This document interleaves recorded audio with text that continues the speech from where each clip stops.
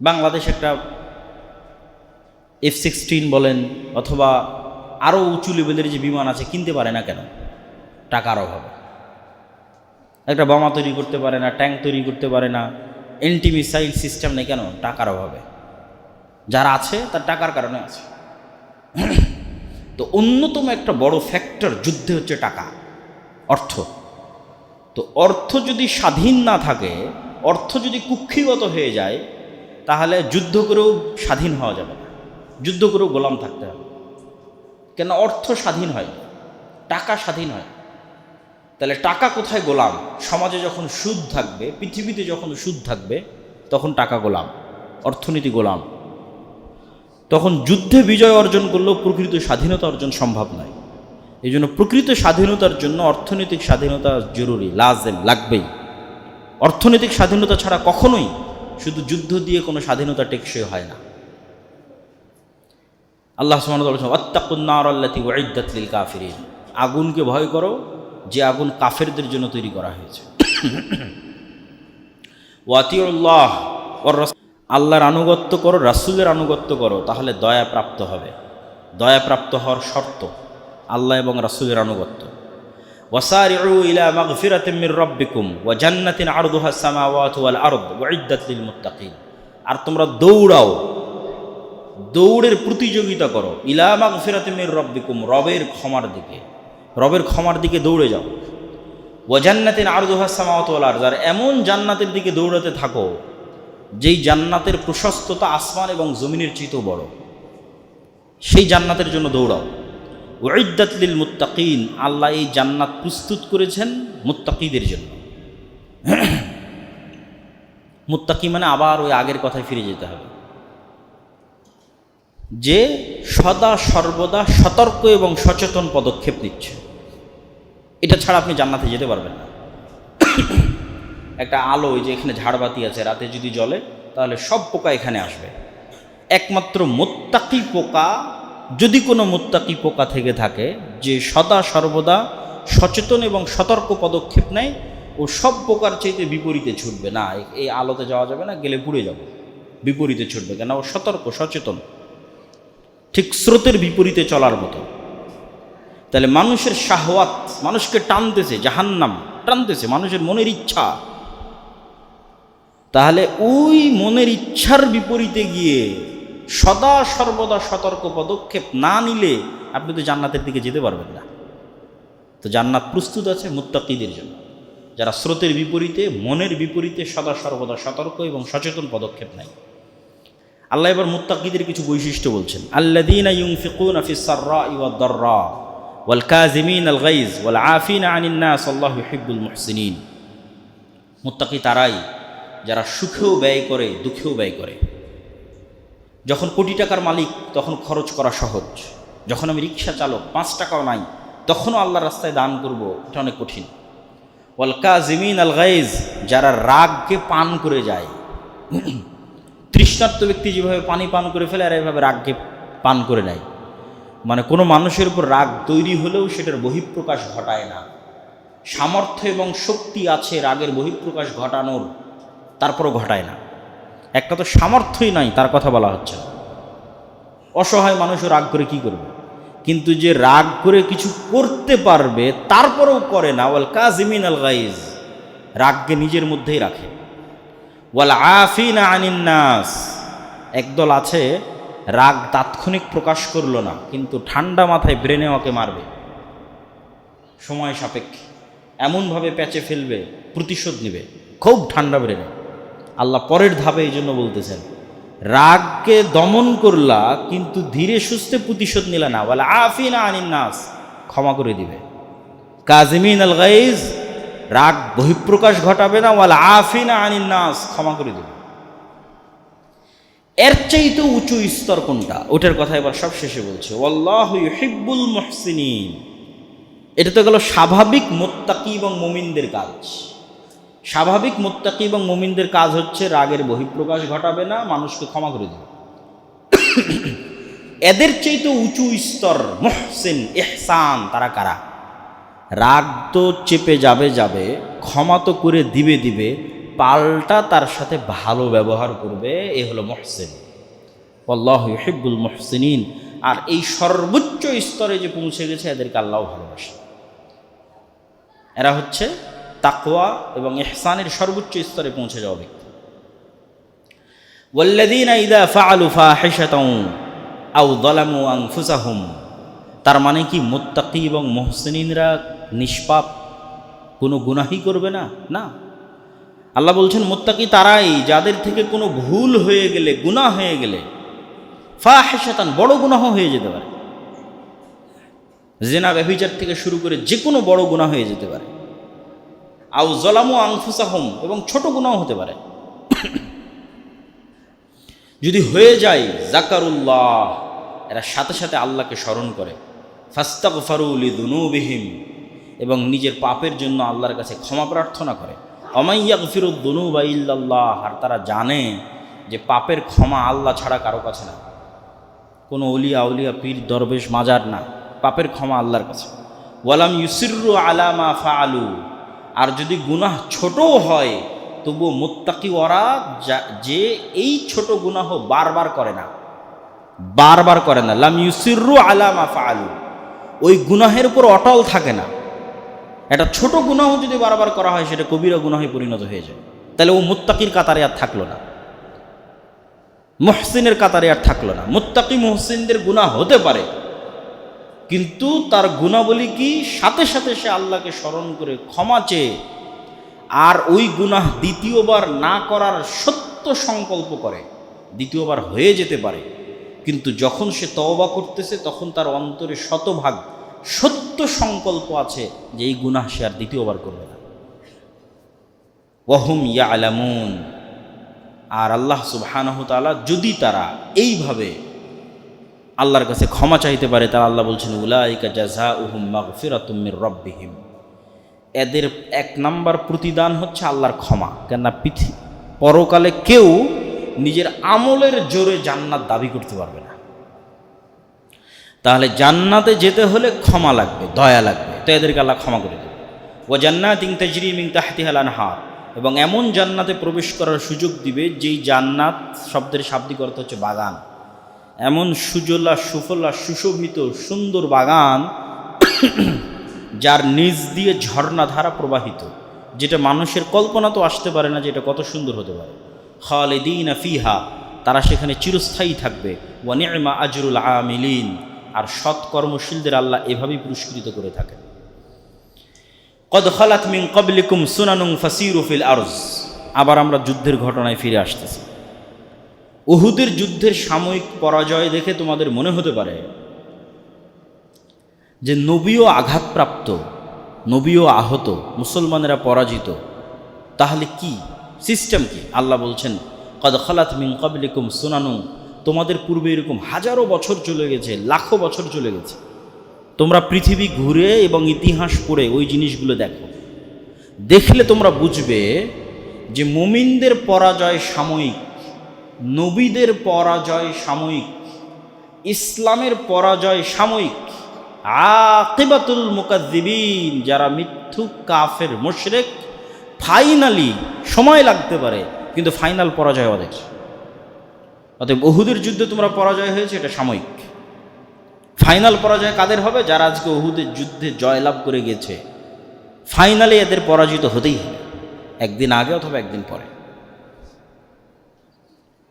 ওয়ালা তাহিনু ওয়ালা তাহজানু ওয়া আনতুমুল আ'লাউনা ইন কুনতুম মুমিনিন। আহত নবী, শহীদদের বিকৃত শরীর, কেন হামজা রাদিয়াল্লাহু তাআলা আনহুর শরীরকে বিকৃত করা হয়েছে। সাময়িক বিপর্যয়, মুনাফিকদের পলায়ন এবং মুনাফিকদের টিজ মারা কথা, তারা ভয়ঙ্করভাবে এই পরাজয়ের পর সাহাবীদের আক্রমণ করে কথা বলতো।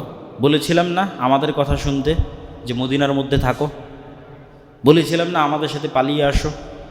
এই যে আমাদের সিদ্ধান্ত ঠিক ছিল, আমাদের কথা না শোনার জন্যই পরাজয় হয়েছে। বলছে ওয়ালা তাহিনু ওয়ালা তাহজানু, এই ধরনের চতুর্মুখী চাপে ওয়ালা তাহিনু ওয়ালা তাহজানু, তোমরা ভেঙে পড়িও না। দিনের দাওয়াত, আল্লাহর রাস্তায় জিহাদের বিষয় তোমাদের প্রতিজ্ঞা যেন দুর্বল না হয়। এবং যারা যুদ্ধে নিহত হয়েছে এবং আহত হয়েছে তাদের নিয়ে যেন তোমরা হতাশায় না ডুবে থাকো। ও আনতুমুল আ'লাউনা, কেননা যারা মারা গেছে আর আল্লাহর কাছে জান্নাতে জীবিত, আর তোমরা যারা দুনিয়াতে এখন পরাজিত এবং আহত অবস্থায় আছো তোমরা বিজয়ী হবা।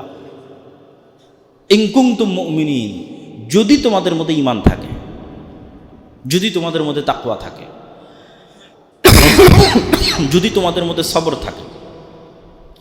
ইন ইয়ামসাসকুম করহুন ফাকাদ মাসাল কওমা করহুম মিসলাহ, আজকে উহুদের যুদ্ধে তোমাদের 70-এর অধিক সাহাবী মারা গেছে, অনেক তোমরা আহত, তোমাদের নবী আহত, মুনাফিকরা কথা শোনাচ্ছে। তা আজকে তোমরা যেই কষ্টের মধ্যে দিয়ে যাচ্ছ, ফাকাদ মাসাল কওমা করহুম মিসলাহ, এর চাইতে বেশি কষ্ট অথবা হুবহু এরকমই কষ্ট আল্লাহ কাফেরদের দিয়েছেন বদরে। ওদেরও 70 জন মারা গেছিল বদরে, বরং ওদের কষ্ট আল্লাহ বেশি দিয়েছিলেন কেন?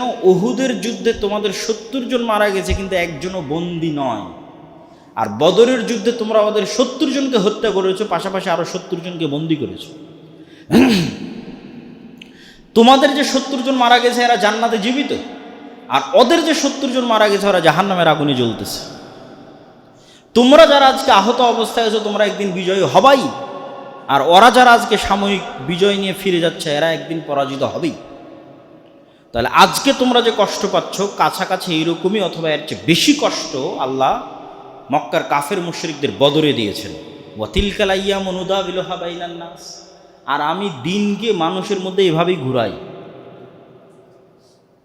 যেমন গত 17 বছর এবং এখনকার ইতিহাস যদি বাংলাদেশের দেখেন তাহলে এই আয়াতটাকে আপনি মিলাতে পারবেন যে ওয়া তিলকাল আইয়ামু নুদাবিলুহা বাইনান নাস, আমি আল্লাহ সময়ের মালিক, রাজত্বের মালিক, এইভাবেই সময়কে পরিবর্তন করতে থাকি। এক সময়ের ফাঁসির কাষ্ঠের আসামি এখন মন্ত্রী, আবার এক সময়ের মন্ত্রী এখন ফাঁসির কাষ্ঠের আসামি। ওয়া তিলকাল আইয়ামু নুদাবিলুহা বাইনান নাস। তো কালকে বদরে তোমরা অল্প ছিলে, ফেরেশতা দিয়ে বিজয় দান করেছি, আজকে উহুদে তোমরা অনেক, তারপরেও তোমাদের নবী আহত, তোমাদের 70 জন নিহত। তিলকাল আইয়ামু নুদাবিলুহা বাইনান নাস, এভাবে মানুষের মধ্যে সময়কে আমি ঘুরাই। ওয়ালিয়া'লাম আল্লাহুল্লাযীনা আমানু ওয়া ইয়াত্তাখিযা মিনকুম শুহাদা, আল্লাহ যাচাই করতে চান কে তোমাদের মধ্যে প্রকৃত মুমিন। খালি যদি বিজয়ের পর বিজয় আসে তাহলে মুনাফিকদের চেহারা তো বের হতো না, এটা পরিষ্কার হতো না যে কে ইমানের উপর অটল আছে, এটা তো আল্লাহ জানতে চায়। শুধু ইমান আনলাম আশহাদু আল্লা ইলাহা ইল্লাল্লাহ ওয়া আশহাদু আন্না মুহাম্মাদার রাসূলুল্লাহ, কাজ শেষ, জান্নাতে চলে যাব, এটা হয় না। এই ইমানের আনয়নের পর এই কথার উপর পরীক্ষা দিতে হবে যে তুমি এই কথার উপর কতটা সত্যবাদী, যে আশহাদু আল্লা ইলাহা ইল্লাল্লাহ ওয়া আশহাদু আন্না মুহাম্মাদার রাসূলুল্লাহ, এটার উপর কতটা সত্যবাদী এর পরীক্ষা দিতে হবে। কত জুলুম, কত অত্যাচার, কত নির্যাতন সহ্য করেও তুমি এটার উপর অটল থাকতে পারো, সবর, অটল থাকতে পারো, তাত্তাকু, পরহেজগার থাকতে পারো, এটা পরীক্ষা দিতে হবে। ওয়া ইয়াত্তাখিযা মিনকুম শুহাদা, আর তোমরা মনে করছো যে মরে গেলাম এটা মনে হয় কষ্ট, জি না। ওয়া ইয়াত্তাখিযা মিনকুম শুহাদা, আল্লাহ তো তোমাদের মধ্যে থেকে শহীদ নিতে চায়, কেন শহীদ হচ্ছে সর্বোচ্চ মর্যাদা। তোমাদের দৃষ্টিতে এটা মৃত্যু, বাস্তবে তো এটা জান্নাতে যাওয়ার ওসিলা। মানুষের দৃষ্টিতে এটা কি মৃত্যু, আর আল্লাহ সুবহানাহু ওয়া তাআলার মূলনীতিতে ওই ব্যক্তি যে শহীদ হলো আর জান্নাতে যাওয়ার ওসিলা, ও মরেনি, ও জান্নাতে চলে গেছে। আপনি এখন কোন দৃষ্টিতে দেখবেন সেটা আপনার বিষয়।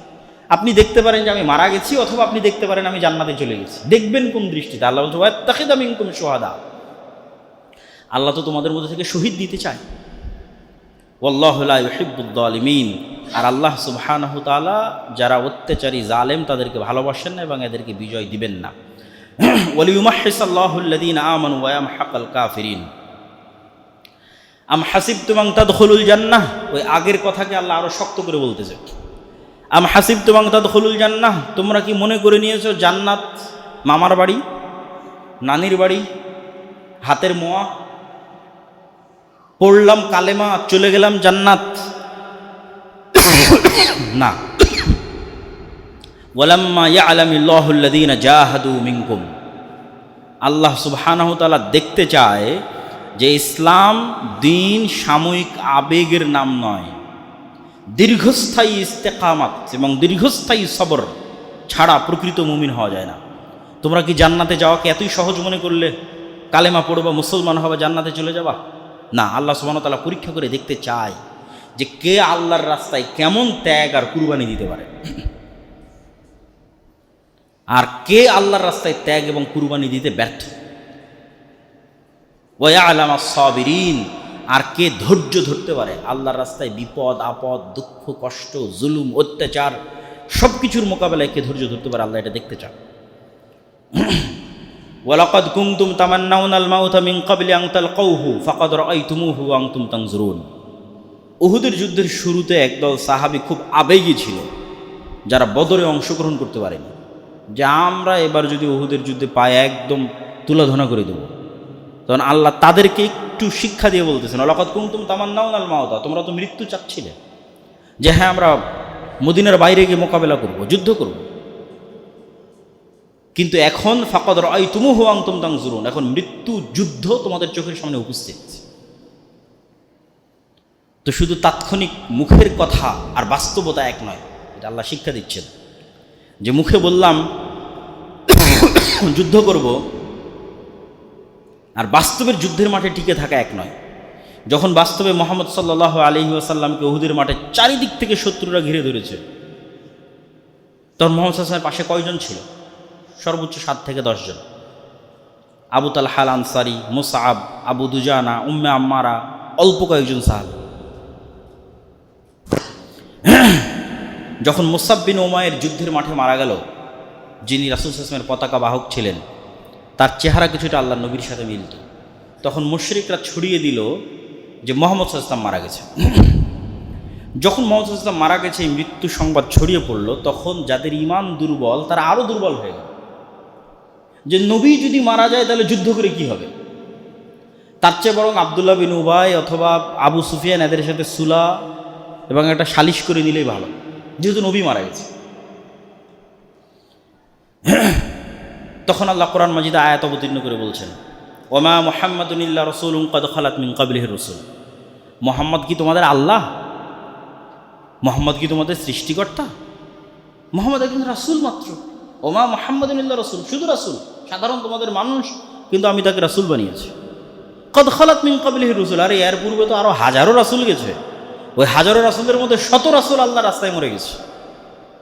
বেশি দিন নয়, তোমরা এখন যে সময় অবস্থান করছো তার 400-500 বছর পর ইয়াহিয়া এবং জাকারিয়া আল্লাহর রাস্তায় নিহত হয়েছে। তাহলে মুহাম্মদ সাল্লাল্লাহু আলাইহি ওয়াসাল্লাম তোমাদের সৃষ্টিকর্তা নয় যে তোমরা তার ইবাদত করো। মুহাম্মদ সাল্লাল্লাহু আলাইহি ওয়াসাল্লাম আল্লাহর একজন রাসূল মাত্র, আর তার পূর্বে আরও 100 রাসূল চলে গেছে, যেই 100 রাসূলের মধ্যে এমনও রাসূল গেছে যারা আল্লাহর রাস্তায় মরে গেছে। আফাইম মাতা আও কুতিলা ইনকালাবতুম, তাহলে মুহাম্মদ যদি স্বাভাবিক মৃত্যুবরণ করে সাল্লাল্লাহু আলাইহি ওয়াসাল্লাম, আও কুতিলা অথবা মানুষ তাকে হত্যা করে, ইনকালাবতুম আলা আকাবিকুম, তোমরা দিন থেকে ফিরে যাবে? তাহলে তো তোমরা ঈমানই আনোনি। কেন? মুহাম্মদ তো আল্লাহ নয়, তোমরা তো ঈমান এনেছো আল্লাহর উপর, আল্লাহ তো মরেনি, তাহলে তো ঈমান বিশুদ্ধ হয়নি। আল্লাহ সুবহানাহু ওয়া তাআলা হচ্ছেন আল হাই আল কাইয়্যুম, উনি তো মারা যান না, তাহলে ঈমান কার উপর? ওমান ইয়ানকালিব আলা আকিবাই ফালান ইয়াদুররাল্লাহ শাইআ, আর কেউ যদি ঈমান থেকে মুখ ফিরিয়ে নেয়, ও আল্লাহর কোনো ক্ষতি করতে পারবে না। আল্লাহ আর এক জাতিকে মুমিন বানাবে, তাদের দিয়ে তার দিন বিজয় করাবে। মানুষের ইবাদতে আল্লাহর কোনো উপকার হয় না, আর আল্লাহর অবাধ্যতায় আল্লাহর কোনো ক্ষতি হয় না। ওয়াসায়াজজিল্লাহু শাকিরিন, তবে হ্যাঁ, যারা শুকরিয়া আদায়কারী, আল্লাহ যে ঈমানের নিয়ামত দিয়েছে এটারও শুকরিয়া আছে। তো এই শুকরিয়া আদায়কারীদের মধ্যে একজন সাহাবী হচ্ছেন, অনেক সাহাবী, তার মধ্যে একজনের কথা ইতিহাসে উল্লেখযোগ্য, আনাস ইবনে নাজর। উনি বললেন, তোমাদের নবী যদি মৃত্যুবরণ করে, তো তোমাদের নবী যেই রাস্তায় গেছে তোমরা ওই রাস্তায় চলে মৃত্যুবরণ করো। এবং উনিও বীর বিক্রমে যুদ্ধের ময়দানের মধ্যে ঢুকে গেলেন মুশরিকদের মধ্যে, যে নবী যদি মারা যায় তাহলে নবী যে রাস্তায় মারা গেছে আমিও সেই রাস্তায় মারা যাব। তখনও কিন্তু স্পষ্ট হয়নি যে আল্লাহ নবী বেঁচে আছে না মারা গেছে। এবং আনাস বিন নাজর রাদিয়াল্লাহু তাআলা আনহু বীর বিক্রম যুদ্ধ করে তিনিও শহীদ হয়ে গেলেন। আর এই সেম আয়াত যখন মুহাম্মদ সাল্লাল্লাহু আলাইহি সাল্লাম সত্যিকারই মারা গেলেন, যখন তার মৃত্যু হলো, উহুদের যুদ্ধে না, একদম পরে, মক্কা বিজয়ের পরে, তখন তো ওমর রাদিয়াল্লাহু তাআলা মানতে চান না যে মুহাম্মদ সাল্লাল্লাহু আলাইহি সাল্লাম মারা গেছে। তখন আবু বকর রাদিয়াল্লাহু তাআলা এই আয়াত পাঠ করে নিশ্চিত করলেন যে মুহাম্মদ সাল্লাল্লাহু আলাইহি সাল্লাম মারা যেতে পারে।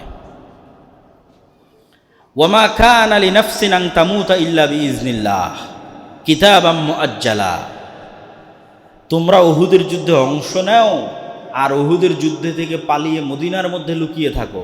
মৃত্যু আল্লাহর নির্ধারিত কিতাবে আছে। কারো বাপের ক্ষমতা নাই যে স্বেচ্ছায় মৃত্যুবরণ করে আর স্বেচ্ছায় বেঁচে থাকে, বরং আল্লাহর কিতাবে নির্ধারিত। ওয়াকাআইয়িম মিন নাবিয়্যিন কাতালা মাআহু রিব্বিয়ুনা কাসীর, আর আজকে তোমরা প্রথম মুহাম্মদ সাল্লাল্লাহু আলাইহি সাল্লামের সাথে যুদ্ধ করতেছো না, ইতিপূর্বে আর কত নবীর সাথে এরকম কত রব্বানি লোক যুদ্ধ করেছে আল্লাহর রাস্তায়, তার হিসাব নাই। ওয়াকাআইয়িম মিন নাবিয়্যিন, আর কত নবী ইতিপূর্বে কাতালা মাআহু রিব্বিয়ুনা, যাদের সাথে যুদ্ধ করেছে আল্লাহওয়ালা মানুষেরা, রব্বানি মানুষেরা, আল্লাহওয়ালা মানুষেরা। ফামা ওয়াহানু লিমা আসাবাহুম ফি সাবিলিল্লাহ, আল্লাহর রাস্তায় যুদ্ধ করতে গিয়ে তাদের যা বিপদ আপদ দুঃখ কষ্টের মুখোমুখি হতে হয়েছে, মা ওয়াহানু, তারা দুর্বল হয়নি। ওয়ামা দাউফু, মানসিকভাবে ভেঙে পড়েনি। ওমাস্তাকানু, আত্মমর্যাদা আত্মসম্মান বিসর্জন দেয়নি। আল্লাহু ইউহিব্বুস সাবিরিন, আর আল্লাহ এইরকম ধৈর্যশীলদের পছন্দ করেন। মনে করিও না যে আজকে উহুদের যুদ্ধে তোমরা প্রথম এরকম পরিবেশ পরিস্থিতির মুখোমুখি হয়েছ। ওয়ামা কানা কাউলুহুম ইল্লা আন ক্বালু, যারা তোমাদের পূর্বে যুদ্ধ করেছে আল্লাহর রাস্তায়, তারা কি বলতো জানো? তারা বলতো রব্বানা গফির লানা যুনুবানা, হে আমাদের প্রতিপালক আমাদের পাপকে ক্ষমা করে দিন। ওয়া ইসরাফানা ফি আমরিনা, সিদ্ধান্তে যদি কোনো ভুল হয় সেটা মাফ করে দিন। ওয়া সাব্বিত আকদামানা, আমাদের পাকে যুদ্ধের মাঠে মজবুত রাখুন। ওয়ানসুরনা আলাল কওমিল কাফিরিন, আর আমাদেরকে কাফের সম্প্রদায়ের উপর বিজয় দান করুন। ইয়া আইয়ুহাল্লাযীনা আমানু ইন তুতিউল্লাযীনা কাফারু ইয়ারুদ্দুকুম আলা আকাবিকুম ফাতানকালিবু খাসিরিন, আজকে যারা তোমাদেরকে পরামর্শ দিচ্ছে মুহাম্মদ সাল্লাল্লাহু আলাইহি ওয়াসাল্লামের মৃত্যুর গুজবে অথবা উহুদের যুদ্ধের পরাজয়ে, যে তোমরা আব্দুল্লাহ বিন উবাইয়ের সাথে সালিশ করে নাও, আবু সুফিয়ানের সাথে সালিশ করে নাও, তাহলে জেনে রাখো ইন তুতিউল্লাযীনা কাফারু, যদি তোমরা এই সমস্ত কাফের এবং মুশরিকদের কথা শোনো, ইয়ারুদ্দুকুম আলা আকাবিকুম ফাতানকালিবু খাসিরিন, তাহলে এটা তোমাদের জন্য আত্মবিধ্বংসী সিদ্ধান্ত হবে এবং তোমরা ক্ষতিগ্রস্তদের অন্তর্ভুক্ত হয়ে যাবে। বালিল্লাহু মাওলাকুম, আল্লাহ তোমাদের অভিভাবক। ওয়া হুয়া খায়রুন নাসিরিন, আর আল্লাহ সবচেয়ে শ্রেষ্ঠ সাহায্যকারী। আল্লাহর কাছে আশ্রয় প্রার্থনা করো, আল্লাহর কাছে ফিরে যাও, আল্লাহর কাছে সাহায্য প্রার্থনা করো। সানুলকি ফি কুলুবিল্লাযীনা কাফারুর রু'বা বিমা আশরাকু বিল্লাহি মা লাম ইউনাজ্জিল বিহি সুলতানা ওয়া মাওয়াহুমুন নার ওয়া বি'সা মাসওয়াদ যালিমিন, আর আমি আল্লাহ উহুদের যুদ্ধে তোমাদেরকে একটা সহযোগিতা করেছি। সেটা হচ্ছে উহুদের যুদ্ধে তো মুসলমানেরা পরাজিত, মুহাম্মদ সাল্লাল্লাহু আলাইহি ওয়াসাল্লাম কিনে সাহাবীরা পাহাড়ে আশ্রয় নিয়েছে। এখন তো চাইলেই আবু সুফিয়ান এবং তার বাহিনী মদিনাকে তছনছ করে দিতে পারে, বাকি বেঁচে থাকা সাহাবীদেরকে হত্যা করে দিতে পারে। তা না করে আবু সুফিয়ান এবং তার সৈন্যবাহিনী নিয়ে তারা মক্কায় ফেরত যেতে লাগলো। মক্কায় ফেরত যাওয়ার পথে 7, 8, 9, 10, 15, 20 কিলোমিটার যাওয়ার পর তাদের মাথায় কাজ করেছে, আরে আজকে তো আমরা যুদ্ধে বিজয়ী, তো ফেরত যাচ্ছি কেন? আজকেই তো সুযোগ মদিনাকে মাটির সাথে মিশিয়ে দেওয়ার, যতজন বেঁচে আছে সবকে হত্যা করার। তখন ওরা আবার ইনস্ট্যান্ট সিদ্ধান্ত নিল যে না, চলো ফিরে যাই। তখন একজন সংবাদ বাহক এসে মুহাম্মদ সাল্লাল্লাহু আলাইহি ওয়াসাল্লাম এবং তার সাহাবীদের সংবাদ দিল যে আবু সুফিয়ান এবং তার সৈন্যবাহিনী পুনরায় প্রস্তুত হচ্ছে পুনরায় মদিনা আক্রমণ করার জন্য। তখন রাসূলুল্লাহ সাল্লাল্লাহু আলাইহি ওয়াসাল্লামের সাথে যারা ছিল সবাই আহত, নিহত যারা তারা তো গেছে, বাকি যারা আছে কারো মাথা ফাটা, কারো হাত ভাঙ্গা, কারো পা ভাঙ্গা, কারো রক্ত বের হচ্ছে, ঠিক আছে, রাসূল সাল্লাল্লাহু আলাইহি ওয়াসাল্লামের নিজের দাঁত ভাঙ্গা। তখন আল্লাহ নবী বলছে এখন কারা যুদ্ধের জন্য প্রস্তুত হবে, এখন এই আহত অবস্থায়। তো রাসূল সাল্লাল্লাহু আলাইহি ওয়াসাল্লামের সাথে থাকা সব সাহাবীরা যুদ্ধের জন্য প্রস্তুত এবং তারা বলল হাসবুনাল্লাহ ওয়া নি'মাল ওয়াকিল নি'মাল মাওলা ওয়া নি'মান নাসির। এই সংবাদ যখন আবার আবু সুফিয়ানদের কাছে পৌঁছলো তখন ওটার কথা আল্লাহ করে সানুলকি ফি কুলুবিল্লাযীনা কাফারুর রু'বা, উহুদের যুদ্ধে আল্লাহর সহযোগিতা ফেরেশতা নয়। কেন ফেরেশতা আসার যে শর্ত দেওয়া হয়েছিল ওটাতে তোমরা উত্তীর্ণ হতে পারো। ফেরেশতা দেওয়ার শর্ত দেওয়া হয়েছিল তাসবিরু ওয়া তাত্তাকু, ধৈর্য ধরতে হবে, তাকওয়া থাকতে হবে। আল্লাহর নবী যেখানে তোমাদের 40 জন তীরন্দাজ থাকতে বলেছিল সেখানে তোমরা থাকোনি, যখন মুসলমানদের বিজয় হয়ে গেছে তখন তোমরা গনিমতের মালের জন্য ওই জায়গা ছেড়ে দিয়ে গনিমতের মাল সংগ্রহ করতে গেছো। তখন খালিদ বিন ওয়ালিদ পিছন দিক থেকে এসে আক্রমণ করেছে। এই কারণে তো নিশ্চিত জয় পরাজয়ে পরিণত হয়েছে। তবে উহুদের যুদ্ধে আল্লাহর সাহায্য কি ছিল? ওই কাফের মুশরিকদের অন্তরে আল্লাহ ভয় ঢুকিয়ে দিলেন, যারে যেই মুসলমানেরা আহত অবস্থাতেও যুদ্ধের জন্য এইভাবে প্রস্তুত হতে পারে, ওদের সাথে এখন মোকাবেলা করতে গিয়ে যদি হেরে যাই তাহলে যে জয়ের আনন্দটা ছিল ওটাও তো আর থাকলো না। এখন তো গিয়ে বলতে পারবো আরে জিতেছি, মানে এখন এই অবস্থায় মক্কায় ফিরে গেলে কি বলা যাবে? জিতেছি। কিন্তু এখন আবার পাল্টা মোকাবেলা করতে গিয়ে যদি হেরে যাই তাহলে এই জয়টাও আর থাকলো না। তো এই যে আল্লাহ ওদের অন্তরের মধ্যে ভয় ঢুকিয়ে দিলেন যে ওরা পাল্টা মদিনায় আক্রমণ করলো না, এটাও আল্লাহর একটা সাহায্য। কেন? অন্তরের মালিক তো আল্লাহ, অন্তরের মধ্যে ভয় ঢুকিয়ে দেওয়ার মালিক তো আল্লাহ সুবহানাহু ওয়া তাআলা। ওয়ালাকাদ সাদাকাকুমুল্লাহু ওয়া'দাহ, মহান আল্লাহ অবশ্যই তার সাহায্যের প্রতিশ্রুতি রক্ষা করেছিলেন। যুদ্ধের প্রথম পর্যায়ে আল্লাহর সাহায্যেই এবং তার অনুমতিতেই শত্রুদের তোমরা পরাস্ত এবং হত্যা করেছিলে। কুরাইশ বাহিনী পিছু হটছিল এবং বিজয় তোমাদের চোখের সামনে স্পষ্ট হয়ে উঠছিল। কিন্তু পরিস্থিতি বদলে গেল কখন? যখন জাবালের রুমাতে নিযুক্ত তোমাদের তীরন্দাজ বাহিনীর অন্তরে গনিমতের মালের প্রতি দুর্বলতা বা লোভ তৈরি হয়েছিল। এগুলো আল্লাহ কোরআনে এই আয়াতের মধ্যে বলছেন। আয়াতটা অনেক বড়, যাদেরকে রাসূল সাল্লাল্লাহু আলাইহি ওয়াসাল্লাম স্পষ্টভাবে বলেছিলেন জয় পরাজয় যেটাই হোক এই জায়গা তোমরা ছাড়বে না। এই স্পষ্ট নির্দেশ নিয়েও তোমরা পরস্পর তর্ক বিতর্কে লিপ্ত হলে। একদল বলল যুদ্ধ তো শেষ হয়ে গেছে, এখানে থেকে লাভ কি, তার যে গনিমতের মাল সংগ্রহ করি, এই বলে তারা গনিমতের মাল সংগ্রহ করতে চলে গেল। আর আব্দুল্লাহ বিন জুবাইর যে নেতা, সে বারবার বলতে থাকলো না এখান থেকে যেও না, আল্লাহর নবীর আদেশ। তার সাথে মাত্র 10-12 জন থাকলো, যারা ওখানেই দায়িত্বরত অবস্থায় খালিদ বিন ওয়ালিদের আক্রমণে নিহত। এভাবেই তোমরা আল্লাহর ওয়াদাকৃত এবং তোমাদের কাঙ্ক্ষিত যে বিজয় দেখার পরেও রাসূলের আদেশ অমান্য করলে এবং নিজেদের পরাজয় নিজেরাই ডেকে আনলে। মূলত তোমাদের মধ্যে কেউ কেউ দুনিয়া চেয়েছিল, অর্থাৎ গনিমতের তাৎক্ষণিক দুনিয়াবি লোভ তোমাদের সিদ্ধান্তকে প্রভাবিত করেছিল। আবার কেউ কেউ শুধু আখেরাত চেয়েছিল, তাই তারা রাসূলের নির্দেশ রক্ষায় ওই স্থানে অটল থেকে নিজেদের জীবন পর্যন্ত দিয়ে দিল। আর এভাবেই মহান আল্লাহ মুশরিকদের উপর অর্জিত সাক্ষাৎ বিজয় থেকে তোমাদের ফিরিয়ে দিলেন। অর্থাৎ আল্লাহর সাহায্য বন্ধ হয়ে গেল এবং তিনি তোমাদেরকে পরাজিত হতে দিলেন, বাধা দিলেন না। তোমরা পরাজিত হচ্ছিলে, আল্লাহ এসে আবার বাঁচালেন না। আর পরাজয় মানেই খারাপ নয়। প্রজ্ঞাময় মহান আল্লাহ সুবহানাহু ওয়া তাআলার প্রতিটি কাজের মধ্যে হিকমত রয়েছে। তিনি তোমাদেরকে পরীক্ষা করতে চান। আর তোমরা যারা এই যুদ্ধে ভুল করেছিলে, এই যুদ্ধের বিভিন্ন পরিস্থিতিতে যারা ভুল করেছ, আল্লাহ সুবহানাহু ওয়া তাআলা তাদের সকলকে ক্ষমা করে দিয়েছেন। আল্লাহু যু ফাযলিন আলাল মুমিনিন, আর আল্লাহ এভাবেই মুমিনদের উপর দয়া করে থাকেন। তো আমরা শুধুমাত্র 152 আয়াত পর্যন্ত পৌঁছতে পেরেছি। পরবর্তী কোনো জুমায় যদি কোথাও সুযোগ হয় আমরা উহুদের যুদ্ধের এই ধারাবাহিক আলোচনা শেষ করব, আল্লাহ সুবহানাহু ওয়া তাআলা যেভাবে বর্ণনা করেছেন। তো আমরা এই পুরো 121 থেকে 152 নম্বর আয়াত পর্যন্ত সূরা আলে ইমরানের এর মধ্যে থেকে আমরা কি শিখলাম, যদি সামারি সারমর্ম করি, যেহেতু আমাদের সময় শেষে এসেছে। তাহলে সামারি সারমর্ম হচ্ছে, নবী সাথে থাকার পরেও আল্লাহ সুবহানাহু ওয়া তাআলার সাথে জিবরাইলের মাধ্যমে নবীর সদা সর্বদা কথোপকথন হওয়ার পরেও মুসলমানেরা যুদ্ধে পরাজিত হচ্ছে এবং এই পরাজয় থেকে অনেক কিছু শিখার আছে। যে উম্মতে মুহাম্মাদীকে আল্লাহ অতি অলৌকিক কিছু দিয়ে বিজয় দিবে না, অতি অলৌকিক কিছু। ফেরেশতাদের ওখানেও আল্লাহ বাধা দিলেন, মানে সংশোধন করে দিলেন যে তোমরা মনে করিও না যে ফেরেশতা আসলেই জিতে যাব, আর ফেরেশতা না আসলে আমরা পরাজিত হব। জয় পরাজয়ের মালিক আল্লাহ।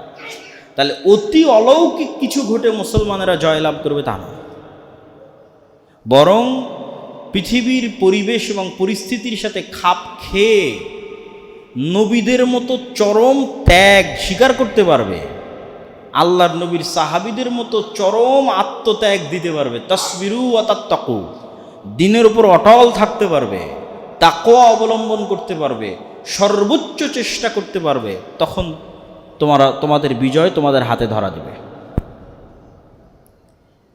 এবং অতীতে যে সমস্ত নবীরা চলে গেছে তাদেরও আল্লাহ সুবহানাহু ওয়া তাআলা বর্ণনা দিয়েছেন যে তাদের গুণাবলী কী ছিল, তারা আল্লাহর কাছে কিভাবে দোয়া করত। আর জান্নাত এত সহজ নয়, জান্নাতে যাওয়ার জন্য অনেক কাঠখড় এবং ত্যাগ এবং তিতিক্ষার পক্ষে পাশ করেই জান্নাতে যেতে হয়। আর মৃত্যু মানেই দুনিয়ার দৃষ্টিতে মৃত্যু, কিন্তু আল্লাহ সুবহানাহু ওয়া তাআলার দৃষ্টিতে জান্নাত। এরকম অসংখ্য কিছু এই আয়াতগুলোর মধ্যে ফুটে উঠেছে। আল্লাহ সুবহানাহু ওয়া তাআলা আমাদেরকে তার দ্বীনের উপর অটল থাকার, পবিত্র কোরআনের অন্যতম একটি সূরা, সূরা আলে ইমরানের আলোকে উহুদের যুদ্ধ। সূরা আলে ইমরানে আল্লাহ সুবহানাহু ওয়া তাআলা প্রায় 121 নম্বর আয়াত থেকে 179 নম্বর আয়াত পর্যন্ত ধারাবাহিকভাবে উহুদের যুদ্ধের বিভিন্ন প্রেক্ষাপট নিয়ে আয়াত অবতীর্ণ করেছেন। যদিও এর মধ্যে বাইরেরও কিছু হুকুম আহকাম বর্ণিত হয়েছে, কিন্তু বেশিরভাগ আয়াতগুলোই 121 থেকে 179 মধ্যে উহুদের যুদ্ধের বিভিন্ন প্রেক্ষাপট কেন্দ্রিক। তো আমরা সরাসরি আলাদাভাবে উহুদের যুদ্ধের ঘটনা তুলে ধরব এমন নয়, বরং আল্লাহ সুবহানাহু ওয়া তাআলা যেভাবে বলতে থেকেছেন 121 থেকে আমাদের যতদূর সম্ভব হবে আমরা সেভাবেই তুলে ধরার চেষ্টা করব। সংক্ষিপ্ত কথা এতটুকু যে বদরের যুদ্ধ সংঘটিত হয়েছিল মদিনা থেকে অনেক দূরে সমুদ্রের তীরবর্তী অঞ্চলে, যেটা লোহিত সাগর, যেটা জেদ্দার পাশে আছে, যেটা ইয়াম্বু নামক শহরের পাশে আছে। তো এই সাগর মদিনা থেকে 200-300 কিলোমিটার ইয়াম্বুর দিকে গেলে এই সাগর আছে। তো সেখানে হয়েছিল বদরের যুদ্ধ। আর উহুদের যুদ্ধ হয়েছিল একদম মদিনায়, উহুদ পাহাড়ের পাশে। বদরের যুদ্ধের পরাজয় থেকে প্রতিশোধ নেওয়ার উদ্দেশ্যেই মূলত উহুদের যুদ্ধ সংঘটিত হয়। কেননা বদরের যুদ্ধে মক্কার কুরাইশদের সবচেয়ে বড় সর্দার আবু জাহালের মৃত্যু হয় বদরের যুদ্ধে। সেটার প্রতিশোধ নেওয়ার জন্য তার স্থলাভিষিক্ত দায়িত্বশীল আবু সুফিয়ান, যিনি তখনও ইসলাম গ্রহণ করেননি, তারাই মূলত এই প্রতিশোধ স্পৃহায় মদিনায় আক্রমণ করে। তা আল্লাহ সুবহানাহু ওয়া তাআলা এই যুদ্ধের ঘটনার বিভিন্ন প্রেক্ষাপটকে সামনে রেখে পবিত্র কোরআনে বিভিন্ন আয়াত অবতীর্ণ করেছে। মহান আল্লাহ বলেন, ওয়াইজ গাদাউতা মিন আহলিকা, যখন আপনি আপনার বাড়ি থেকে বের হয়ে গেছিলেন, তুবাউউল মুমিনিনা মাকাঈদা লিল কিতাল, এবং মুমিনদের যুদ্ধের জায়গা সাজিয়ে দিচ্ছিলেন। তো স্মরণ করুন সেই সময়ের কথা যখন বদরের যুদ্ধের প্রতিশোধ নিতে কুরাইশরা মদিনায় এসে পৌঁছেছিল এবং মদিনার সাহাবীদের সাথে আপনি পরামর্শ করছিলেন যে আমরা এই যুদ্ধ কিভাবে মোকাবেলা করব। তখন একদল সাহাবী পরামর্শ দিচ্ছিল যে আমরা মদিনার মধ্যে অবস্থান করব। তারা যখন মদিনায় প্রবেশ করবে তখন মদিনার অলিতে গলিতে, বাড়ির ছাদে, ঘরের ভিতর থেকে আমরা চোরাগোপ্তা হামলার মাধ্যমে তাদেরকে পরাজিত করব। এই পরামর্শদাতাদের মধ্যে একজন ছিল আব্দুল্লাহ বিন উবাই, নিজেও মুনাফিকদের সর্দার। আর একদল তরুণ ও যুবক সাহাবী যারা বদরের যুদ্ধে অংশগ্রহণ করতে পারেনি, তাদের জোশ এবং আবেগ অনেক বেশি ছিল। তারা চাচ্ছিল এই যুদ্ধটা মদিনার বাইরে হোক এবং আমরা তাদেরকে আরও ভালোভাবে মোকাবেলা করি।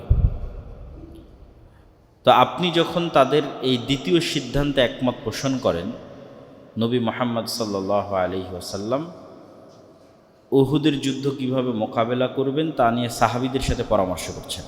এটা একটা শিক্ষার জিনিস। উনি চাইলেই বলে দিতে পারতেন যে আমরা এটা করব না। সাহাবীদের মতামত নিয়ে উনি একটা ফাইনাল করলেন, ঠিক আছে আমরা বাইরেই যুদ্ধ করব, মদিনার বাইরে বের হব। এই সিদ্ধান্ত যখন আপনি ফাইনাল করলেন, তুবাউউল মুমিনিনা মাকাঈদা লিল কিতাল, তখন মুমিনদের সাথে আপনিও ঘর থেকে বের হয়েছেন। গাদাউতা মিন আহলিক, যুদ্ধের উদ্দেশ্যে আপনিও ঘর থেকে বের হয়েছেন, মুমিনেরাও বের হয়েছে। আর উহুদ পাহাড়ের পাশে কে কোথায় দাঁড়াবে, কে কিভাবে যুদ্ধে অংশগ্রহণ করবে তার দিক নির্দেশনা আপনি দিচ্ছিলেন। এবং এই দিক নির্দেশনাগুলোর মধ্যে অন্যতম একটি দিক নির্দেশনা ছিল যে উহুদ পাহাড়ের পাশে আর একটা ছোট্ট পাহাড় আছে, জাবালে রুমাত। এই জাবালে রুমাত নামক পাহাড়ে আপনি 40 জন তীরন্দাজকে তীরসহ তাকে সেখানে পাহারা দেওয়ার আদেশ দিলেন এবং এই মর্মে আদেশ দিলেন যে মুসলমানেরা জয়লাভ করলেও তারা এই জায়গা ছাড়তে পারবে না। এইভাবে তিনি তার সেনাবাহিনী বন্টন করছিলেন। আর উহুদ পাহাড়কে পিছনে রাখলেন এই জন্য যে বাই চান্স যুদ্ধে যদি পরাজয় আসে তাহলে পাহাড়ে উঠে আশ্রয় নেবেন, তখন নিচে থেকে শত্রু উপরের দিকে উঠতে চাইলে তীর দিয়ে আঘাত করলে শত্রুর জন্য উপরে ওঠা কঠিন হবে। তাহলে পিছনে পাহাড় থাকলে আশ্রয় নেওয়া সহজ হবে। আর রুমাত পাহাড়ে তীরন্দাজ রাখা হলো এই জন্য যে মক্কার যেই দিক থেকে কাফেররা আসতেছে ওই দিকে যদি আমরা যুদ্ধে জয়লাভ করে এগিয়ে যেতে থাকি তাহলে পিছনের এই এরিয়া যে খালি হবে, উহুদ পাহাড় অতিক্রম করে তো কেউ আসতে পারবে না। কিন্তু এই ছোট্ট পাহাড় এবং উহুদ পাহাড় আর ছোট পাহাড়ের মাঝের যে উপত্যকা আছে এটি দিয়ে পিছন থেকেও কেউ চলে আসতে পারে, সেটাও যেন সম্ভব না হয় এই জন্য সেখানে আপনি 40 জন তীরন্দাজকে থাকার নির্দেশ দিলেন।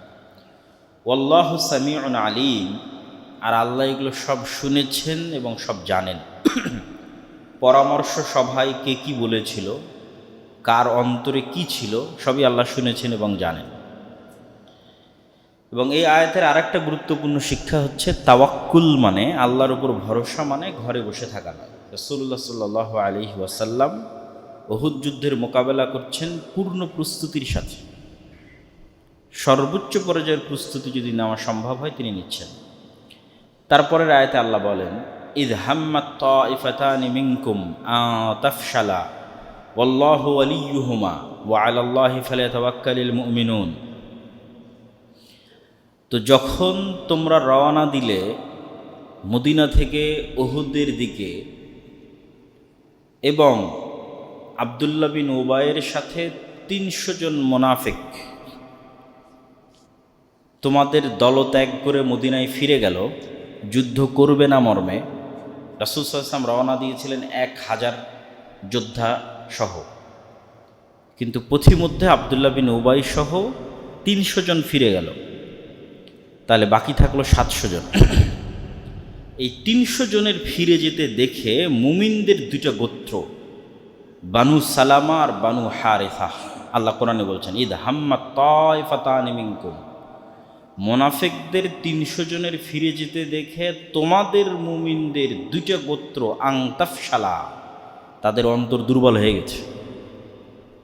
এরা এখন চিন্তা করতেছে আমরা কি সত্যি যুদ্ধ করব না আমরাও মুনাফিকদের সাথে পিছু টান দেব, আমরা কি মুহাম্মদ সাল্লাল্লাহু আলাইহি ওয়াসাল্লামের সাথে থাকব না আব্দুল্লাহ বিন উবাইয়ের সাথে থাকব। তো তাদের অন্তরের এই দুর্বলতার কথা আল্লাহ কোরআনে অবতীর্ণ করে বলছেন। তারা কিন্তু এই দুর্বলতা বাহিরে প্রকাশ করে, তাদের ভিতরে তখন চলতেছিল যে যেহেতু আব্দুল্লাহ বিন উবাই পালিয়ে গেল 300 জন সহ, তো এখন যুদ্ধে যদি পরাজয় হয় মুহাম্মদ সাল্লাল্লাহু আলাইহি ওয়াসাল্লামের সাথে থেকে তা থাকবো না আব্দুল্লাহ বিন উবাইয়ের সাথে যাব। তখন আল্লাহ বলছেন আল্লাহু ওয়ালিয়্যুহুমা, আল্লাহ তাদের ওয়ালি হিসেবে মুমিনদের অভিভাবক হিসেবে তাদের অন্তরকে স্থির করে দিলেন যেন তারা মুহাম্মদ সাল্লাল্লাহু আলাইহি ওয়াসাল্লামের সাথেই থাকে। ওয়া আলাল্লাহি ফালিয়াতাওয়াক্কালিল মুমিনুন, আর মুমিনদের উচিত আল্লাহকেই ওলি হিসেবে গ্রহণ করে, অভিভাবক হিসেবে গ্রহণ করে তার উপরেই ভরসা করা। হঠাৎ যে কোনো উদ্ভূত পরিস্থিতিতে পরিবেশ চেঞ্জ হয়ে গেলে তাৎক্ষণিক ভীত সন্ত্রস্ত এবং হতাশাগ্রস্ত না হয়ে আল্লাহ সুবহানাহু ওয়া তাআলাকে ওলি এবং অভিভাবক হিসেবে মেনে নিয়ে তার উপরেই ভরসা করা উচিত। আর তোমরা আজকে উহুদের যুদ্ধে মুনাফিকদের 300 জনের পলায়নের দৃশ্য দেখে এবং তোমাদের অন্তরে যে দুর্বলতা কাজ করছে এটা দেখে আল্লাহ তোমাদেরকে জানিয়ে দিচ্ছেন ওয়ালাকাদ নাসারাকুমুল্লাহু বিবাদরিন, তোমরা এর চেয়ে বদরে আরও দুর্বল ছিলে। ওয়ালাকাদ নাসারাকুমুল্লাহু বিবাদরিন, আজ থেকে 1 বছর পূর্বে বদরের যুদ্ধের সময় তোমরা এখন যা আছো তার চেয়ে বেশি দুর্বল ছিলে। আর আল্লাহ তোমাদেরকে বদরে বিজয় দিয়েছে। ওয়া আনতুম আযিল্লাহ, যখন তোমরা আজকের উহুদের দিনের চেয়ে দুর্বল বেশি ছিলে, তখন আল্লাহ তোমাদের বিজয় দিয়েছে। ফাত্তাকুল্লাহ, অতএব তোমরা আল্লাহকে ভয় করো। লাআল্লাকুম তাশকুরুন, যেন তোমরা শুকরিয়া আদায় করতে পারো যে একটা যুদ্ধে বিজয় হয়েছে। তো মাত্রাতিরিক্ত আত্মবিশ্বাস এবং আত্ম অহংকার মানুষের পদস্খলনের কারণ হয়ে দাঁড়ায়। যখন মানুষ মনে করে আমি তো জিতবই, তখন মাত্রাতিরিক্ত আত্মবিশ্বাস এবং আত্ম অহংকার পদস্খলনের কারণ হয়ে দাঁড়ায়। এই জন্য আল্লাহ বলছে ফাত্তাকুল্লাহ, আল্লাহকে ভয় করো। লাআল্লাকুম তাশকুরুন, শুকরিয়া আদায়ের রাস্তাই হচ্ছে আল্লাহর আদেশ এবং নিষেধ সম্পর্কে সতর্ক থাকা। বাহ্যিক উপকরণ দিয়ে তোমাদের বিজয় হয়নি, বাহ্যিক উপকরণ দিয়ে তোমাদের বিজয় হবে না। আল্লাহর আনুগত্যে যদি অটল থাকতে পারো, শুকরিয়া আদায়ের মাধ্যমে বিজয় হবে। তারপরে আল্লাহ আরও বলছেন, ইজ তাকুলু লিল মুমিনিনা আলাই ইয়াকফিয়াকুম আইয়ুমিদ্দাকুম রাব্বুকুম বিসালাসাতি আলাফিম মিনাল মালাইকাতি মুনজালিন। হে নবী, আপনি যখন মুমিনদের বলছিলেন এরকম ভয়াবহ সময়ে, কিছু মুফাসসিরিনে কেরাম লিখেছেন উহুদের ঘটনাবলী বর্ণনার মধ্যে এই আয়াত দুটো মূলত বদরের যুদ্ধের আয়াত, আর কেউ বলেছেন যে না, উহুদের যুদ্ধেরই আয়াত। তা আল্লাহর নবী কি বলছিল মুমিনদের যখন তারা ভীত সন্ত্রস্ত এবং হতাশ ছিল? তখন তিনি বলছিলেন আলাই ইয়াকফিয়াকুম আইয়ুমিদ্দাকুম রাব্বুকুম বিসালাসাতি আলাফিম মিনাল মালাইকা, হে মুমিনরা, তোমাদের জন্য কি যথেষ্ট নয় যে আল্লাহ আকাশ থেকে 3000 ফেরেশতা তোমাদের পক্ষে অবতীর্ণ করবে? কি 3000 ফেরেশতা? ওই 3000 ফেরেশতার বর্ণনা আল্লাহ পরের আয়াতে দিচ্ছে। বালা ইন তাসবিরু ওয়া তাত্তাকু ওয়া ইয়াতুকুম মিন ফাওরিহিম হাদা ইউমদিদকুম রাব্বুকুম বিখামসাতি আলাফিম মিনাল মালাইকাতি মুসাওবিমিন। যদি তোমরা দুইটা শর্ত পূরণ করতে পারো, আল্লাহ বলছেন, যদি তোমরা দুইটা শর্ত পূরণ করতে পারো আর মক্কার মুশরিক কোরাইশদের পক্ষে আরও যদি কোনো বাহিনী এসে যুক্ত হয়, ইনস্ট্যান্ট, হোক বদরের যুদ্ধের ঘটনা অথবা হোক উহুদের যুদ্ধের ঘটনা, আল্লাহ বলতেছেন যদি তোমরা দুইটা শর্ত পূরণ করতে পারো এবং ইনস্ট্যান্ট মক্কার কোরাইশদের সাহায্যে নতুন কোনো বাহিনী এসে যুক্ত হয়, আর যদি তোমরা দুইটা শর্ত পূরণ করতে পারো, তাহলে আমি আল্লাহ 3000 নয়, বিখামসাতি আলাফিম মিনাল মালাইকা 5000 যুদ্ধাস্ত্রে সুসজ্জিত ফেরেশতা তোমাদের পক্ষে অবতীর্ণ করব। মুসাওবিমিন মানে হচ্ছে প্রশিক্ষিত এবং যুদ্ধাস্ত্রে সুসজ্জিত, যারা যুদ্ধের প্রস্তুতি নিয়ে অবতীর্ণ হবে এবং যুদ্ধের প্রশিক্ষণ প্রাপ্ত, মুসাওবিমিন। শর্ত দুটো কি? ইন তাসবিরু ওয়া তাত্তাকু, যদি তোমরা সবরের গুণ অর্জন করতে পারো, ওয়া তাত্তাকু, এবং তাকওয়ার গুণ অর্জন করতে পারো। আজকের জুমার পরে যদি আপনার কখনো সূরা আলে ইমরান পড়ার সুযোগ হয় বুঝে, তাহলে দেখবেন এই দুটো শর্তের কথা উহুদের যুদ্ধের প্রেক্ষাপটে আল্লাহ 5 থেকে 6 বার ব্যবহার করেছে। যে 121 নম্বর আয়াত থেকে আমি পড়া শুরু করেছি, তার পূর্বের আয়াত 120, ওখানেও বলেছে যে তাসবিরু ওয়া তাত্তাকু, এবং যদি সামনে পৌঁছতে পারে 179 পর্যন্ত, তো আরও কয়েকবার আসবে জুমার সময়ের মধ্যে যদি পৌঁছতে পারে। আর না পৌঁছতে পারলে আপনারা পড়ে নেবেন কি তাসবিরু ওয়া তাত্তাকু, দুটো শর্ত পূরণ করার কথা আল্লাহ বলছেন, সবর, তাকওয়া। এবং এই দুটো জিনিস যে কোনো বিজয়ের জন্য, নেতা হওয়ার জন্য, দায়িত্ব গ্রহণের জন্য, উম্মতের পুনরুত্থানের জন্য এই দুটো গুণের বিকল্প নাই। সবর কি? সবর মানে বিপদে পড়ে ধৈর্য ধারণ, শুধু বিপদে পড়ে ধৈর্য ধারণ, এটা সবর নয়। বিপদে পড়ে ধৈর্য ধারণ সবরের একটা অংশ, কিন্তু সবরের মূল অর্থ হচ্ছে কোনো কিছুর উপর নিজেকে ধরে রাখতে পারা। যেমন একটা মুরগিকে যদি আপনি আমাদের গ্রামের ভাষায় বলে টোপা দিয়ে যদি ঘিরে রাখেন, তাহলে এটা হলো আরবিতে ওই মুরগিকে আপনি সবর, আটকে রেখেছেন, সবর করে রেখেছেন, আটকে রেখেছেন। তো দুটো জিনিসের উপর আটকে থাকা। এক, চিন্তা করছেন যে প্রতিদিন সকালে উঠে কোরআন পড়বেন, এক আয়াত হলো, আব্দুর রাজ্জাক বিন ইউসুফ বলেছে সূরা ইখলাস হলো। তো কতদিন নিজেকে এই সিদ্ধান্তের উপর ধরে রাখতে পারছেন? সবর।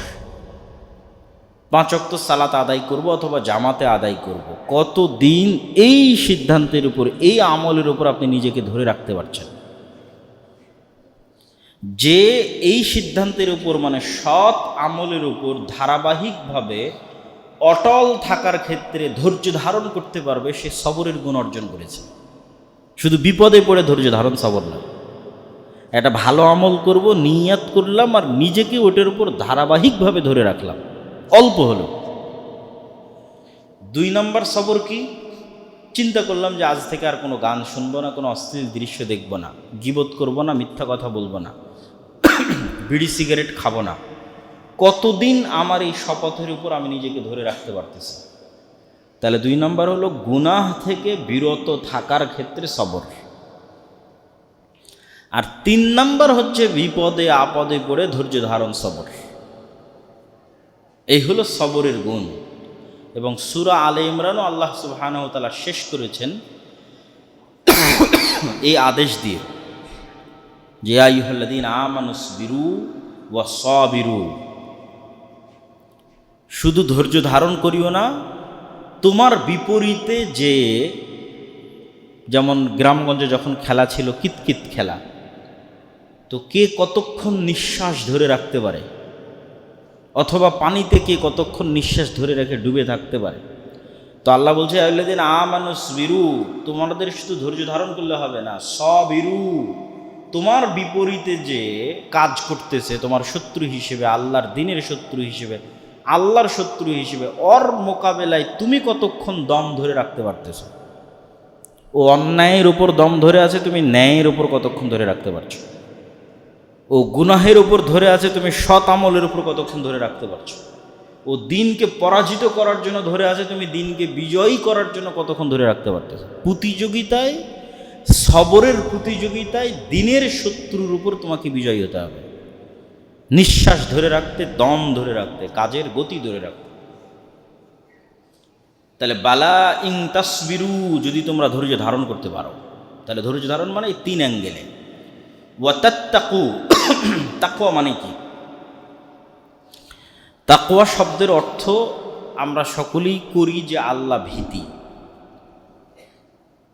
আল্লাহ ভীতি কথা ঠিক আছে, কিন্তু যতক্ষণ এর মূল অর্থে প্রবেশ না করতে পারবেন ততক্ষণ তাকওয়া বুঝতে পারবেন না। তাকওয়ার মূল অর্থটা হচ্ছে সদা সর্বদা সতর্ক পদক্ষেপ। আপনি যেমন একটা অন্ধকার রাতে যদি সাপ বিচ্ছু ইত্যাদির ভয় থাকে, চোর ডাকাতের ভয় থাকে, তো আপনি খুবই সজাগ এবং সতর্ক হয়ে পথ চলবেন। তাহলে এই যে আপনি সতর্ক এবং সজাগ হয়ে পথ চলতেছেন, এটার নাম তাকওয়া। তো মানুষ যখন 24 ঘন্টা আল্লাহর কোনো আদেশ লঙ্ঘন করলো কিনা, আল্লাহর কোনো নিষেধ লঙ্ঘন করলো কিনা, আল্লাহর কোনো আদেশ অমান্য করলো কিনা, এই মর্মে 24 ঘন্টায় সতর্ক এবং সজাগ থাকবে, তখনও তাকওয়া অর্জন করল। তাহলে বালা ইং তাসবিরু ওয়া তাত্তাকু, যেমন উহুদের যুদ্ধের ঘটনা থেকেই দেখি, মুনাফিকদের পলায়ন দেখে কার অন্তরে কি তৈরি হলো, সতর্ক আছে কিনা। মুনাফিকরা যে 300 জন পালিয়ে গেল, এখন বাকি 700 জনের কি সতর্ক পদক্ষেপ, এটাই তাকওয়া। রাসূল সাল্লাল্লাহু আলাইহি ওয়াসাল্লাম যখন পরামর্শ করতেছিল যে কোথায় যুদ্ধ হবে, ভিতরে না বাইরে, তখন কে কোন নিয়তে উত্তর দিল, রিয়া, লোক দেখানো, ইখলাস, কে সতর্ক আছে। যখন যুদ্ধের প্রথম পর্যায়ে মুশরিকরা পলাতক, তখন কার কার অন্তরে গনিমতের মালের প্রতি লোভ তৈরি হলো এবং গনিমতের মাল নিতে গেল। যার অন্তরে গনিমতের মালের লোভ তৈরি হয়েছে এবং নিতে গেছে, ও তাকওয়া থেকে ছুটে গেছে, মানে সতর্ক পদক্ষেপ হয়নি। 24 ঘন্টা সজাগ এবং সতর্ক, যে কোনটাতে আল্লাহ সন্তুষ্ট, কোনটাতে আল্লাহ অসন্তুষ্ট, এর নাম হচ্ছে তাকওয়া। তো এই 2টা শর্ত যদি তোমরা পূরণ করতে পারো, তাহলে বদরের যুদ্ধে তো আমি ফেরেশতা অবতীর্ণ করেছি, আজকে উহুদের যুদ্ধেও ফেরেশতা অবতীর্ণ করব। ওয়ামা জাআলাহুল্লাহু ইল্লা বুশরা লাকুম ওয়ালিতাতমাইন্না কুলুবুকুম বিহি, তবে ফেরেশতা অবতীর্ণের যেই সুসংবাদ আমি তোমাদেরকে দিচ্ছি, এটার মধ্যে আবার তোমাদের অন্তরে এই ভুল ধারণা তৈরি না হয় যে ফেরেশতা আসলেই মনে হয় যুদ্ধে বিজয় হবে। তোমরা ফেরেশতা নির্ভর না হয়ে যাও। আমি যে এতক্ষণ ফেরেশতার সুসংবাদ দিলাম যে বদরে ফেরেশতা নামিয়েছিলাম, প্রয়োজন হলে উহুদেও নামাবো, তো এখন তো তোমাদের মনে এই ধারণা চলে আসতে পারে তাহলে ফেরেশতা নামলেই মনে হয় যুদ্ধে বিজয় হবে, না নামলে মনে হয় যুদ্ধে বিজয় হবে না। তো এই ভুল ধারণা ভেঙে দেওয়ার জন্য আমি তোমাদের বলতেছি, ওমা জাআলাহুল্লাহু ইল্লা বুশরা লাকুম, আসলে ফেরেশতার সুসংবাদটা তোমাদের অন্তরকে প্রশান্ত করার জন্য। বাস্তব কথা হচ্ছে ওয়ামান নাসরু ইল্লা মিন ইনদিল্লাহিল আজিজিল হাকিম, জয় পরাজয়ের মানদণ্ড ফেরেশতা আসা না আসার উপরে নয়। আল্লাহ ফেরেশতা ছাড়াও তোমাদের বিজয় দিতে পারেন। প্রকৃত সাহায্য এবং বিজয়ের মালিক হচ্ছে আল্লাহ নিজে। আল আজিজ আল হাকিম, মহাপরাক্রমশালী এবং প্রজ্ঞাময়। তো মহাপরাক্রমশালী মানে তিনি ফেরেশতা ছাড়াও বিজয় দিতে পারেন, আর হাকিম মানে মানুষের মন মতো সাহায্য চাইলে আর পেয়ে গেল না, ওনার প্রজ্ঞা অনুযায়ী উনি যেভাবে যে সাহায্য করা প্রয়োজন মনে করবে তখন সেভাবে সেই সাহায্য করবে। সেটা সবসময় ফেরেশতার সুরতেই হবে না, অন্য আরোভাবে হতে পারে, সেটার উদাহরণও আসবে যে আল্লাহ আরও ভিন্নভাবেও সাহায্য করেন, সেটার কথাও তিনি কোরআনে বলবেন। লিয়াকতাআ তারাফাম মিনাল্লাযীনা কাফারু আও ইয়াকবিতাহুম ফায়ানকালিবু খাইবিন, তবে বদরের যুদ্ধে তোমাদেরকে যে ভূমিধস বিজয়, এত দুর্বল হওয়ার পরেও এটা দেওয়ার পেছনে আল্লাহর হিকমা আছে। আল্লাহ যে হাকিম, বদরে তোমাকে বিজয় দিল, উহুদে দিচ্ছে না, এই হিকমতের কারণটা কি?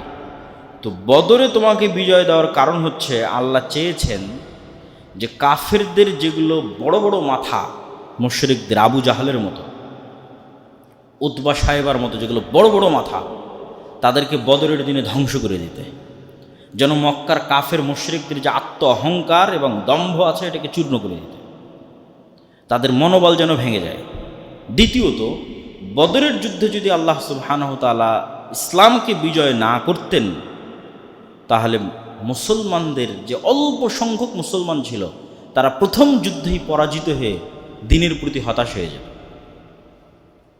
ফলত বদরের যুদ্ধে বিজয় দেওয়া আল্লাহর হিকমার সাথে, আল্লাহর হাকিম হওয়ার সাথে এটা যায়, এবং এই জন্য তিনি তোমাদের বদরে বিজয় দিয়েছেন, কাফেরদের মনোবল ভেঙে দিয়েছেন, তোমাদের মনোবল মজবুত করেছেন যে দুর্বল হওয়ার পরও তোমরা জিততে পারো।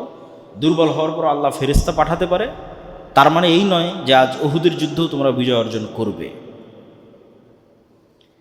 লাইসা লাকা মিনাল আমরি শাইউন আও ইয়াতুবা আলাইহিম আও ইউআযযিবাহুম ফাইন্নাহুম যালিমুন, এখানে মুসলমানদের যে অভ্যন্তরীণ চিন্তা সেটা আল্লাহ সংশোধন করতেছে।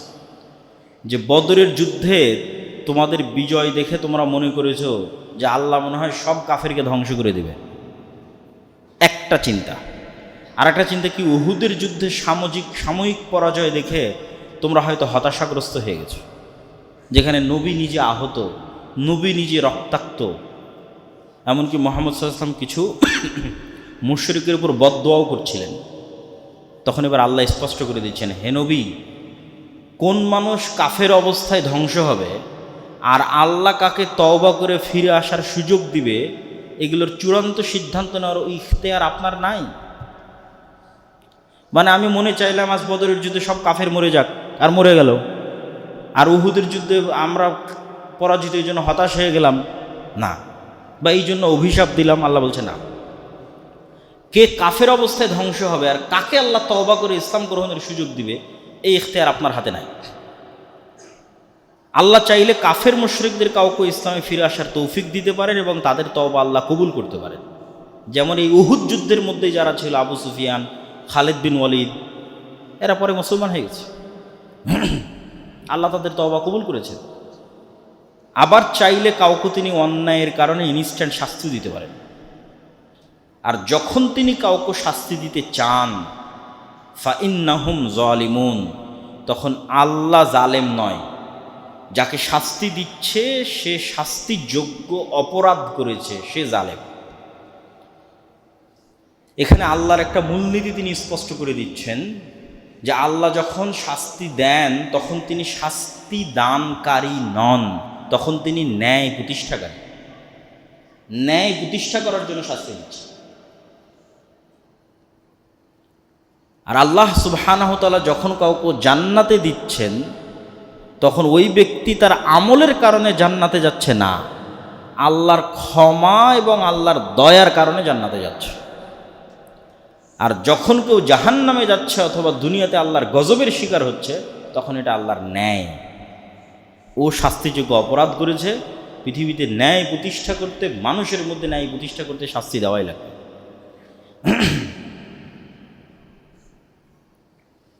ওয়ালিল্লাহি মা ফিস সামাওয়াতি ওয়া মা ফিল আরজ ইয়াগফিরু লিমান ইয়াশা ওয়া ইউআযযিবু মান ইয়াশা ওয়াল্লাহু গফুরুর রহিম। তা আগের আয়াতে যে আল্লাহ মুহাম্মদ সাল্লাল্লাহু আলাইহি ওয়াসাল্লামকে একটু ধমক দিলেন, তো এই ধমক, নবীকে ধমক দেওয়া মানে উলিয়া উলিয়ার কী অবস্থা হবে, পীর মাশায়েখের কী অবস্থা হবে, আমাদের মতো হুজুর আলেম ওলামাদের কী অবস্থা হবে, যেখানে আল্লাহ নবীকেই ধমক দিয়েছে। তার মানে কারো হাতে ইখতিয়ার নাই। যদি নবীর হাতে না থাকে তাহলে পীর মাশায়েখ উলিয়া উলিয়া কারো হাতে নেই। এবার আল্লাহ বলছে ওয়ালিল্লাহি মা ফিস সামাওয়াতি ওয়া মা ফিল আরজ ইয়াগফিরু লিমান ইয়াশা ওয়া ইউআযযিবু মান ইয়াশা। এই যুদ্ধে জয় পরাজয় তো বহুদূরের কথা, এটা তো একটা সামান্য জিনিস। আসমান এবং জমিন এবং তার মধ্যে যা কিছু আছে, সকল জীব জন্তু, জড়বস্তু, জড় পদার্থ, এমনকি ধূলিকণা, বালিকণা, অণু, পরমাণু পর্যন্ত সবই আল্লাহর একচ্ছত্র মালিকানাধীন।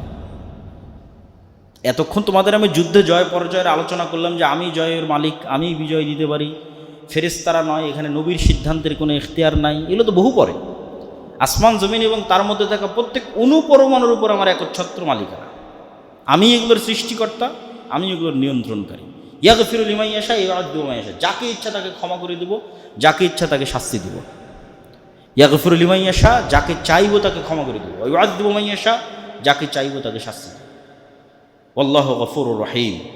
তবে হ্যাঁ, আল্লাহ শাস্তি দিলেও তার দয়া তার রাগের উপর বিজয়ী হয়ে গেছে। গফুরুর রহিম, তিনি ক্ষমাশীল এবং দয়ালু। আল্লাহ সুবহানাহু ওয়া তাআলার দয়া এবং ক্ষমা তার ক্রোধের উপর বিজয়ী। এই জন্য শাস্তি দেওয়ার কথা বলে আল্লাহ বলছেন আল্লাহু গফুরুর রহিম, আর আল্লাহ ক্ষমাশীল এবং দয়ালু। ইয়া আইয়ুহাল্লাযীনা আমানু লা তা'কুলুর রিবা আদআফাম মুদাআফা ওয়াত্তাকুল্লাহা লাআল্লাকুম তুফলিহুন। যুদ্ধের বর্ণনাই চলতেছে এবং এক দুই আয়াত পর আবারও যুদ্ধের বর্ণনার মধ্যে আল্লাহ ঢুকবেন, কিন্তু হঠাৎ করে মধ্যেখানে যুদ্ধের সাথেই সংশ্লিষ্ট, অনেকে মনে করতে পারে যে হয়তো যুদ্ধের সাথে সংশ্লিষ্ট নয়, তা না। যুদ্ধের সাথে সংশ্লিষ্ট কিছু বিষয় আল্লাহ সুবহানাহু ওয়া তাআলা তুলে ধরেছেন, কিন্তু বাহ্যিক দৃষ্টিতে যুদ্ধের সাথে কানেক্টেড নয়। আল্লাহ হঠাৎ করে বলছেন এই আয়াতে, হে ইমানদারগণ, তোমরা সুদের সাথে সম্পৃক্ত হয়েও না, চক্রবৃদ্ধি হারে সুদ ভক্ষণ করিও না, ওয়াত্তাকুল্লাহ, আল্লাহকে ভয় করো, লাআল্লাকুম তুফলিহুন, তাহলে তোমরা সফল কাম হবে। তো হঠাৎ করে সুদ কি? যুদ্ধের সাথে অর্থনীতির কানেকশন সবচেয়ে বেশি, আর কোনো কিছুর সাথে অর্থনীতির এতটা সম্পর্ক নাই, যুদ্ধের সাথে যতটা সম্পর্ক আছে। আজকের বিশ্ব